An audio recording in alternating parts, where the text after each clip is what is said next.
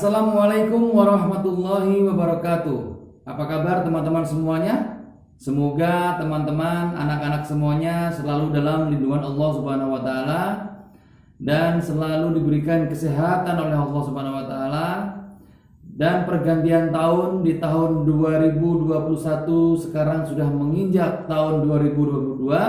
Himbauannya teman-teman selalu semangat, selalu istiqomah dalam belajar. Jadi ditingkatkan gitu ya teman-teman ya. Baik, masih bersama Pak Nova dalam mata pelajaran SBDP 2 atau seni musik. Di seni musik ini Pak Nova akan memperkenalkan teknik bernyanyi, tapi kita harus mengetahui anatomi tubuh yang biasanya di dunia vokal kita namakan akustik tubuh. Baik teman-teman, sebelum kita menginjak ke materi, mari kita berdoa terlebih dahulu agar belajar kita diberikan kelancaran oleh Allah Subhanahu wa taala. Bismillahirrahmanirrahim.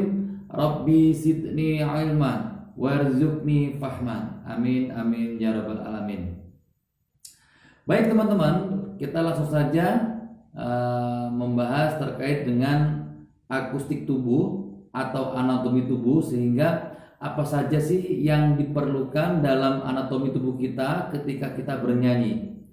Nah, di dalam bernyanyi tentunya kita harus mengetahui teknik, diantaranya dasar adalah teknik stretching, satu, yang kedua adalah teknik vokal. Tapi sebelum kita ke situ, kita harus tahu apa aja yang kita gunakan dalam akustik tubuh kita, ya. Nah, seperti ini. Nah, teman-teman sudah melihat bahwa ini adalah gambar anatomi tubuh, ya, teman-teman. Nah, yang pertama di dalam vokal kita yang kita perhatikan pertama adalah di sini ada rongga hidung, ya, rongga hidung. Yang selanjutnya adalah rongga mulut, dan ada tenggorokan. Selanjutnya ada selaput atau yang dinamakan pita suara. Nah, nanti fungsi-fungsinya nanti Pak Nova akan jelaskan pita suara. Selanjutnya yang umum saja ya teman-teman. Selanjutnya ada paru-paru. Nah, paru-paru nih di sini. Tempatnya di sini.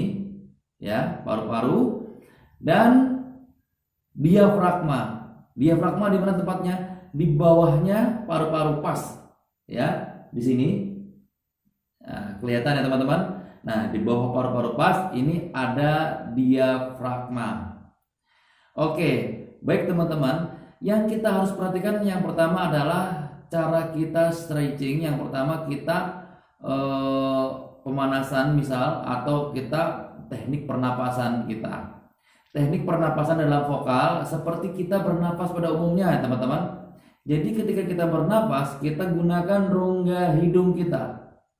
Ketika bernapas, tidak perlu pundak kita ini mengangkat. Contoh. Nah, ini tidak perlu mengangkat, tapi ketika kita bernapas untuk melatih vokal kita seperti biasa aja. Tubuh kita rilekskan, kita rileks, dan kita mulai ambil nafas.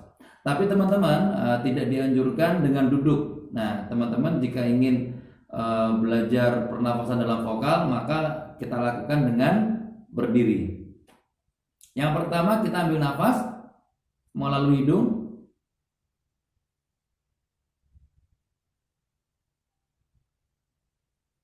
Maka ketika kita ambil nafas seperti biasa, kita simpan di diafragma. Kita simpan, kita arahkan ke diafragma, disimpan, lalu kita keluarkan menggunakan mulut kita. Ya, dari rongga mulut kita keluarkan. Ya, dari diafragma ke paru-paru, rongga mulut, lalu kita keluarkan seperti ini.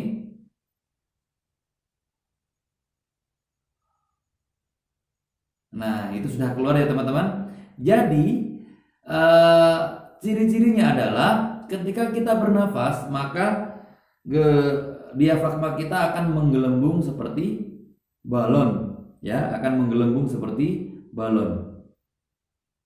Nah, dia akan menggelembung, bukan perut ya teman-teman, bukan disimpan di perut, tapi diafragma yang mengolah. Baik, selanjutnya adalah rongga hidung, rongga mulut, lalu pita suara. Pita suara ini ya teman-teman berfungsi untuk mengatur atau yang menghantarkan, menimbulkan bunyi pada suara manusia, ya, pita suara. Contohnya kita sekarang Pak Nova sedang berbicara, ya, ini yang mengatur, yang mengendalikan adalah pita suara kita, Nah, pita suara pun juga harus dilatih teman-teman. Jika tidak stretching, tidak pemanasan, maka dia juga bisa lemah, maka juga dia juga bisa kaget seperti itu. Maka itu pita suara kita juga harus dilatih. Buktinya apa? Ketika pita suara kita lemah, ketika kita bangun tidur, ya teman-teman, kita bangun tidur bangun tidur pagi, pasti suara kita akan menjadi low, rendah, atau biasanya disebut ngebas, ya, suaranya besar, besar. Contohnya ketika kita bangun tidur, suara kita akan berubah. Jam berapa ini? Nah, itu teman-teman. Jadi belum bisa kita berbicara langsung seperti ini, berubah, karena suara kita atau pita suara kita selama kita tidur malam sampai pagi itu istirahat. Maka itu kita hitung saja stretching kita sehari-hari, mulai dari bangun tidur sampai aktivitas sehari-hari, sudah berapa kata yang kita harus keluarkan. Nah, itu sudah termasuk stretching, ya. Jadi kesimpulannya, pita suara jika tidak dipergunakan atau kita diam saja, maka dia juga akan lemah.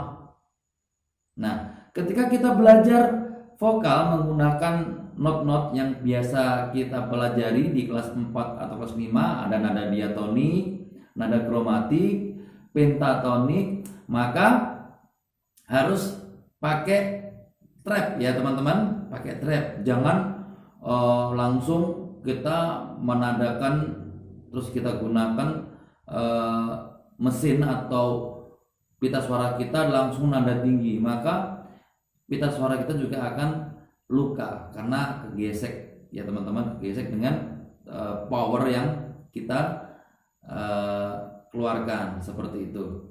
Lalu paru-paru juga penting teman-teman. Paru-paru ketika kita untuk saluran kita untuk bernafas, ya, saluran kita bernafas dan berfungsi untuk diafragma ini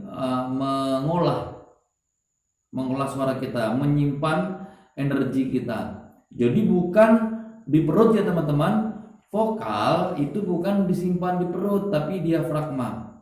Mungkin ada pernapasan perut juga ada, tapi lebih pasnya pernapasan perut itu digunakan untuk bela diri. Contoh ketika kita bernafas, nah langsung disimpan di perut. Nah, perut akan mengeras ketika dipukul, perut kita akan kuat atau kencang, ya, kencang. Jadi nah dipukul akan kencang. Nah itu, jadi berbeda dengan vokal. Ketika kita vokal, kita harus rileks. Maka ketika kita ambil nafas lewat paru-paru, disimpannya di diafragma, ya, di diafragma. Jadi bisa jadi rileks seperti itu teman-teman.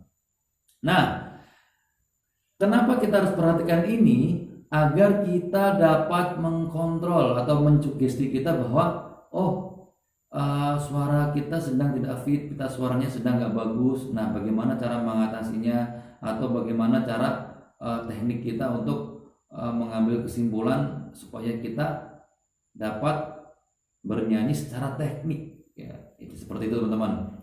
Nah, jadi bernyanyi itu semata-mata, orang yang bernyanyi semata-mata tidak stretching, tidak dilatih.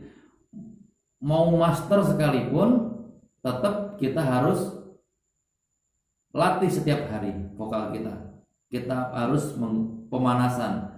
Ya, sekelas siapapun yang pandai bernyanyi pasti dia akan pemanasan. Tidak bisa langsung bernyanyi secara instan. Walaupun kita sudah bisa teknik, walaupun kita sudah mahir dalam bernyanyi, tapi tetap saja kita harus melalui pemanasan terlebih dahulu. Nah, contoh-contoh stretching ya yang kita menggunakan alat tubuh kita, stretching ketika kita bernafas,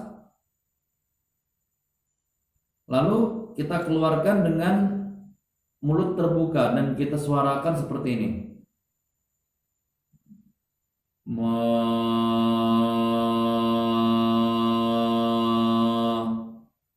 Nah, seperti itu. Pak Nova ulangi, ambil nafas.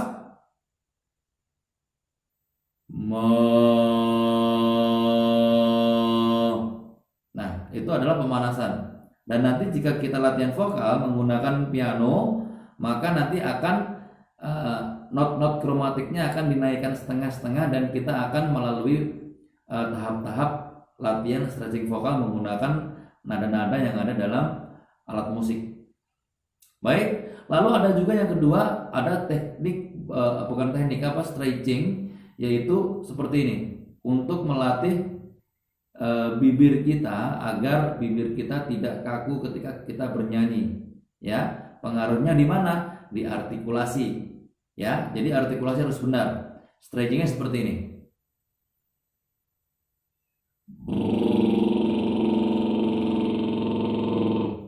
Nah, seperti itu. Lalu ada juga stretching lip trill ya. Perhatikan.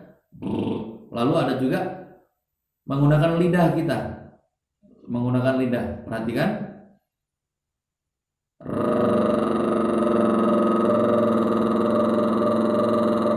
Ya, identik dengan huruf R. Maka jika kita latih stretching terus, maka artikulasi kita nanti akan betul. Seperti itu teman-teman. Nah, teman-teman, berbicara tentang vokal, jadi vokal itu universal ya teman-teman. Pak Nova sedang berbicara ini juga termasuk vokal. Ini namanya vokal ya. Dan vokal dengan bernyanyi serupa tapi tidak sama. Vokal itu berbicara dengan menggunakan salah satu alat di pada tubuh kita, yaitu pita suara dan mulut. Nah, untuk secara utuhnya ya tadi teman-teman, dari rongga hidung, rongga mulut, rongga tenggorokan, ada pita suara, paru-paru dan diafragma. Selama itu kita gunakan dan pita suara kita mengantarkan suara, maka itu dinamakan vokal walaupun tidak bernyanyi. Tapi jika bernyanyi itu menggunakan nada atau tone ya. Nah, terus baru ketika kita sudah atau kita pemanasan, kita sudah stretching, maka kita boleh bernyanyi. Atau boleh kita menggunakan nada-nada tertentu. Jika kita ada instruktur, maka biasanya nada-nada tersebut dari instruktur kita. Contohnya mami mume mami mume mu, mami mume mami mume mu. Ya, dan banyak huruf-huruf mati kita gunakan. Huruf mati kita campur dengan huruf hidup. Bebas. Ada sasi suse so, nani nune no, gagi guge gu. Ya. Bebas untuk melatih artikulasi kita.